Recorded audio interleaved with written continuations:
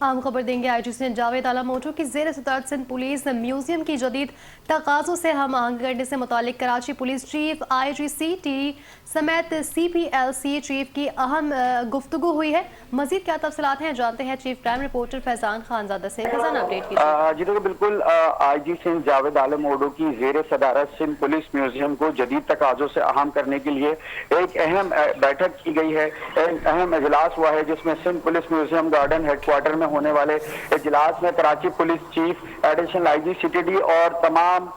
CPLC chief سمیت افسران نے شرکت کی ہے۔ اجلاس کے شرکاء کو سندھ پولیس میوزیم کے کوریڈور ساؤتھ مرزا میوزیم قیام، آغاز و مقاصد، اشیاء، تاریخ، ہتھیاروں اور دستاویز تصاویر دیگر ممالک کو پیش کیا گیا ہے، جبکہ اجلاس میں شرکت میں تمام موضوع کا شکریہ بھی ادا کیا گیا، جبکہ 2009 میں میری ٹائم سندھ پولیس میوزیم کے قیام ترقی کے لیے مسلسل کام کر رہے ہیں، جبکہ سعود مرزا کا اس حوالے سے یہ بھی کہنا تھا کہ پولیس میوزیم کے تعمیراتی کام جاری ہے، جبکہ بالآخر 2017 میں مکمل ہو کر شہریوں کے لیے کھول دیا جائے گا۔ جبکہ اگر ہم بات کریں تو IG سندھ کا یہ بھی کہنا تھا